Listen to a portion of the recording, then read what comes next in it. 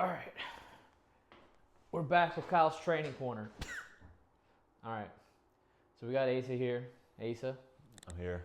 he's here. I thought he would say hi, but he didn't. So Asa's gonna ask some questions. He wants to get to power training, right? We're gonna cover loading in general for all types of training. Loading should for load. all types of training. Yep. Correct? Okay. All right. So what would you like to start with? You're kind of getting into like the force velocity curve type of things, aren't you? Like explosive power is this range, speed strength is this range of percentages, strength speed is this percentage range, and absolute power is this. Or Yeah. absolute strength is this. I guess you could say that. Let's just start with power. Okay, you keep saying power. Power and like speed, strength, and sometimes strength, speed are like used interchangeably. So I'll do it how I know it. If you get into power training, that is what like in other systems is known as dynamic effort training. So by definition, what power training is meant to be is um, a way to maximally produce force against submaximal loads. Does that make sense so far? Yeah. So, in the way that it's done, like conjugate systems or dynamic effort training, is you have like a submaximal load. Usually, the submaximal load, depending on what you do, can range from 75 to 85%. Sometimes it could be lower, like 60 to 80%. Or is that too? No, 60 to 70%. But I know it to be functioning from 75 to 85% is what you do for power. And the whole point of it is to, like I said, have a submaximal weight, but try and put as much force into the bar as you can, or use like compensatory acceleration. So you want to use, you have to really, it's like a mental thing. And I could get into that here in a second. And the whole mental thing about it is you want to act as if the load on your back is the maximal load that you can lift, even though we all know it can't. It's not. So if you're doing that for power, you're going to end up developing like rate of force development and greater compensatory acceleration. So what that means is like instead of just having 75%, 80 or 85%, whatever, on your back, and you just are standing up with that, you're literally trying to put as much force in it as you can. You know, you're trying to. So if you're doing that instead of just standing up with 75 to 85%, the bar should, by definition, move a bit quicker. So if you get into like the neuromechanics of that, so a lot of people like to talk about like nervous system training and so on and so forth, but the whole neuromechanics of power training and so on and so forth is there's about the axon potential that propagates down your synapses, or what, you know what I'm talking about, right? I think so. Okay, so from your brain sends out an axon potential that gets put down through your synapses and fires into the muscle and tells your muscle to fire. Yeah. So the whole purpose of like quote unquote central nervous training is what they are calling it these days, I've seen. Regardless of how you look at it, power training or whatever, the whole point of that is to have more action potentials go to whatever muscle you need to fire. Say it's your quads or something. So say you can have 100 axon potentials within, let's say, I don't know, 5 seconds. Go to your quads and fire quick. Okay? And then say I can have 200 sent down through my quads in 2.5 seconds. Well, the more axon, or that's called rate coding. So the faster you could have rate coding happen, or the more action potentials are sent down, the more power you're going to be able to develop in a short period of time. So that's the whole point of like dynamic effort or power or whatever you want to call it training. I kind of see them all as very similar. That's the whole point of it. So can we trick the body? I guess you could look at it in that way, to send more action potentials down to the muscle that needs to be fired quicker.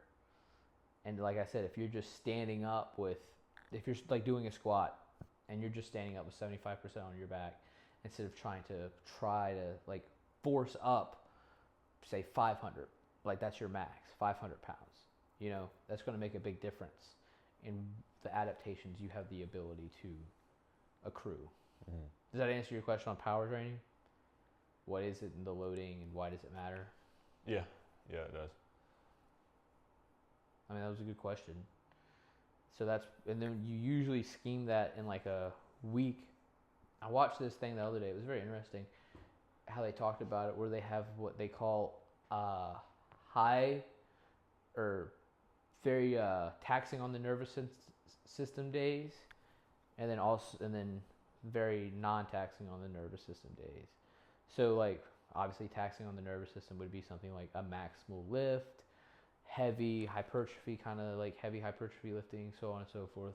And then not taxing on the nervous system, but still trying to develop adaptations that are worthwhile would be like your power training.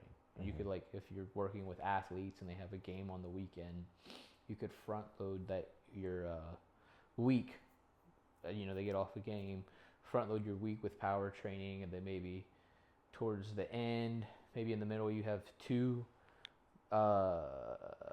high nervous system taxing days, and then at the other end, you have like another low nervous system, central nervous system taxing day, leading into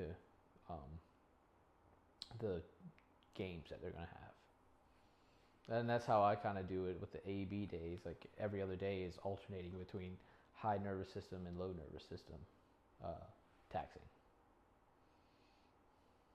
Is that the only question you've had? No, so I guess to transition but stay in loading. So say, you're trying to focus, someone's trying to focus on hypertrophy. How would you load for that, or what would your sets and reps be, or how much volume would you have in a workout? You usually, like, a lot of like the science-based stuff, whatever, says like usually about 3 to 4, really 4 sets is where you start to top out on, like, you're not going to get too much more adaptation after doing another set. It kind of gets into what they call junk volume, and that might be true. I wouldn't really recommend more than 5 sets on anything unless you're doing like a low amount of lifts, which really you wouldn't want to do that many low amount of like rep sets for like hypertrophy training. So like 4 sets of 6 would probably be good, but I wouldn't really start dropping into 3s and stuff like that unless you're going to start adding more volume to it, adding more sets to it. Does that make sense? Don't drop into 3s. So like if you're doing 3, then now you're going to need to do more sets to hopefully make up to it. Okay. But usually it's about the amount of time that the muscle's exposed to the tension when it gets to hypertrophy. At least that's from what like I've read and stuff. So like I don't drop below 6 reps, and I try to stay between 6 and 10 reps. I don't really see too much benefit. If you can do a couple extra above 10, then go for it. But I don't see too much of a benefit of that. Like I said before, I think that if you're going to do rep stuff, the reps to accrue hypertrophy, no matter what, it has to be hard, and it can't just be like, oh, that was like, I hit what I was told to hit, I did my 4 sets of 6, but like if you don't feel like that was like, if you could have done 4 sets of 10, or if you could have easily done 4 sets of 15, you probably didn't tap into really developing any type of hypertrophy gains. It has to be like, that was not brutal, not completely to failure. You can talk about RIR, so maybe that's reps in reserve. So maybe you leave like 1-2 reps in reserve at the end of a 6 rep set, but you don't want to be leaving another 6 reps in reserve. Right. You know what I'm saying? So if that 6 left, you did 6 with an RIR of like 4, well, you should probably go up next time, And that's how I look at like training for hypertrophy. I think about 4 sets is good. I don't really try and drop below 6 reps, and maybe a RIR of anywhere between 1 and 3. Probably 1, obviously, more so when you're at the end of the sets, and 1 when you're towards the beginning of the sets. Do you think if you do like 4 sets of 10 or like 4 sets of 15, but you're going to failure, do you think you would still get the same adaptations, or like is a I think you would get some hypertrophy adaptations, but like when you start to get to like into 15s and stuff, I feel like you start to kind of tap into muscle endurance adaptations. I know like the real number is 20, but like I don't think your body's able to like. I think it's more like a gradient and less like an immediate like, oh, we're at 20, and then boom, now we're training for muscle endurance. Like I think that there's a gradient to Right. it. You know what I'm saying? yeah. What I've been doing that I've been liking is like back offsets, but not like the traditional sense. So like if I work up to a heavy max or heavy single, I'll take 25% off of that weight, so 75% of the weight, and do a rep out. And then on the flip side, if I'm doing like power training or dynamic effort training and I have bands on the bar, I'll just take the bands off of the bar with whatever load that is and work up to, and then do another rep out, you know. Right now I've kind of flipped it into like what you call, I would consider it kind of like reverse contrast training. I don't know if you're familiar with like, you do know it. I mean, contrast training is like, oh, we're gonna do heavy squats followed by like plyometric. Okay. It's contrast training, slow, fast training, whatever you want to call it. It's all the same. So I've like today I started a new block and I'm doing the opposite. And the opposite is I'm doing speed power work, and then after I'm finished working up to a heavy single and then calling it, and then I'll do like 3 to 5 rep max stuff on the other day, and then on those days I'll probably take down the like take off 25% or have 75% left on the bar and do a rep out on that. I've always heard that it's better to do plyometric or power training first. If you're doing that, is it? No, you think I it agree that matters? it is in terms of like the proper sequence of events. Yeah, I think that that is correct. But some people do like that, like, oh, we're gonna do heavy squats followed by this plyometric heavy squat, and then it's kind of like the same thing as like those contrast jumps with the band. Like you do a normal jump and then you do that jump. It's just like at a much lesser load, if that makes sense. So, do you think?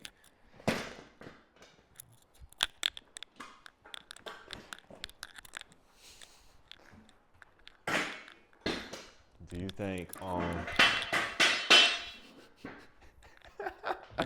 not even gonna cut that out.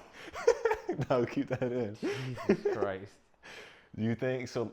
What the fuck just happened to that kid? What do you mean? He just wiped out. Oh, dude, that's great. Is he crying? No. All right, so he's being a man about it. That's good. So, do you think if you do like a heavy training and then plyometric afterwards, so you think the heavy training is like you're activating more? I think the whole thing goes Muscles. back to like the rate coding and all of that. Like you've stimulated a big amount of muscle because it has to lift a big amount of weight. Now that that muscle's stimulated, maybe we have more access to it through our brain. And then if we have more access to it through our brain, maybe we should capitalize on it and see if we can't make those new neuromuscular developments happen. Like new rate coding, like, okay, we have really tapped into all this muscle, this leg musculature on squats. All right, let's go do plyometrics really like right after, so we could hopefully send action potentials down as fast as we can, because it probably took a lot of action potentials to lift this heavy load. Let's see if we could capitalize on it when we go do our plyometrics. For like neuromuscular training is how you could look at it. Okay. I don't know. Do you have anything else to say about that? About whether or not I agree with it or disagree with it, or No, just the whole topic. I think it's a good. I mean, it's the same thing as like post-activation potentiation. You know, Yeah.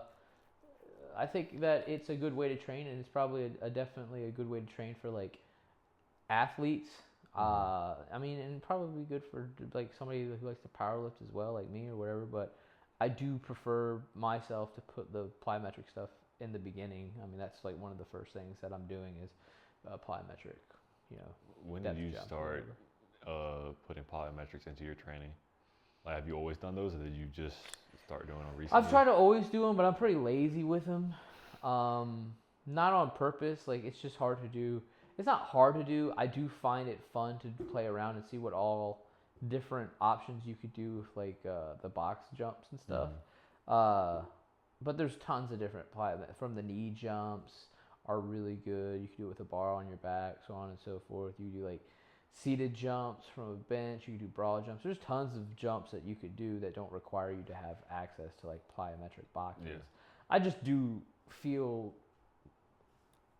like I have an easier time holding myself accountable when I have implements to use, and I'm like, all right, well, I'm gonna do this because I have it. I need to use this implement, and then it makes me better because I'm doing it. Like, would I still be good if I was doing like broad jumps or this, that, or the other? Yeah, probably. But I'm having fun like doing the different like depth jump off a box jump onto another, or all these different like seated jumps up to a box. Like, having fun trying all these different things out.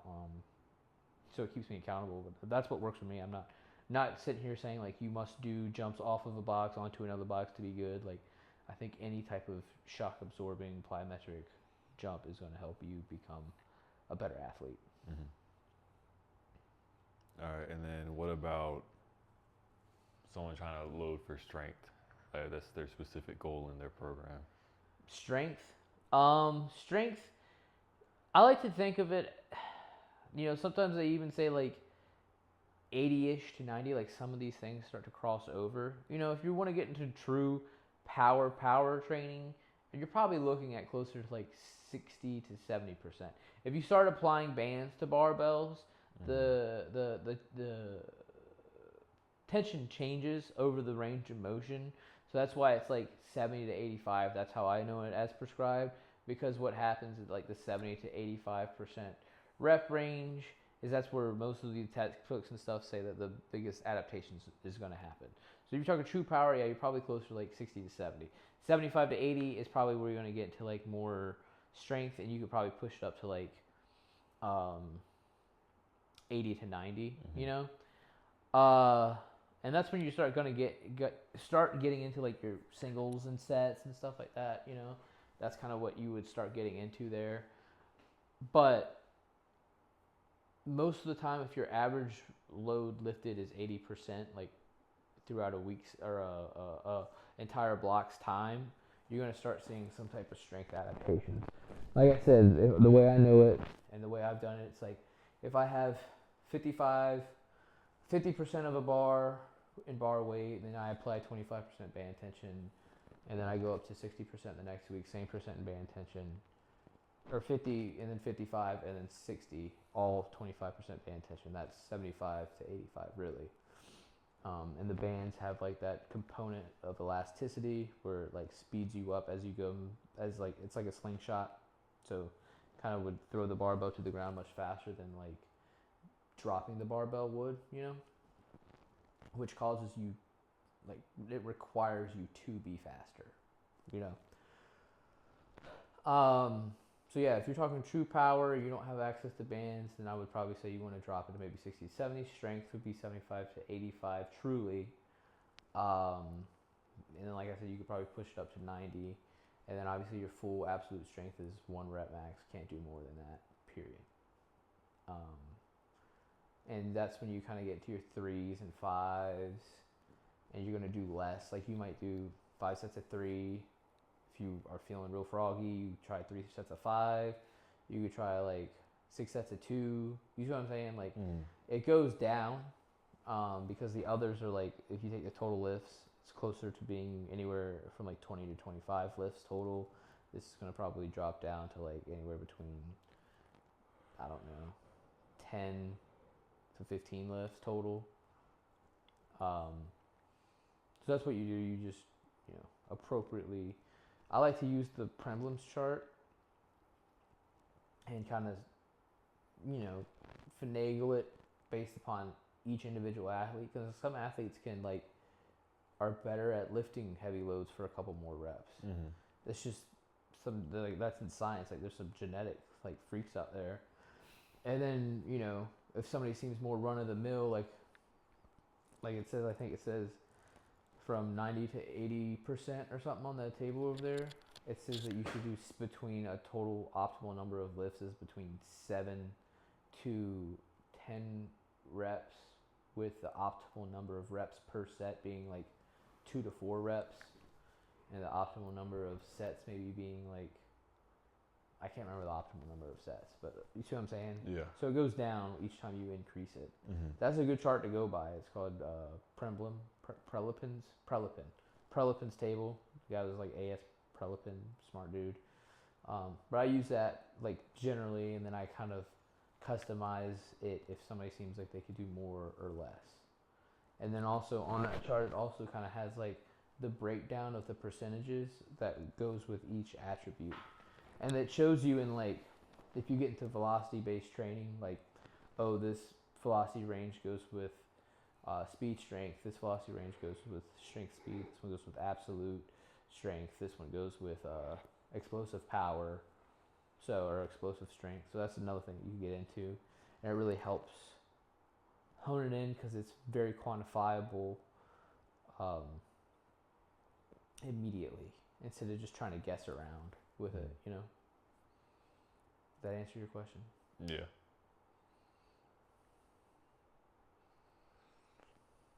How much time? That could be a video right there. Yeah. How much time you got on that? Yeah, because we got like 10 minutes.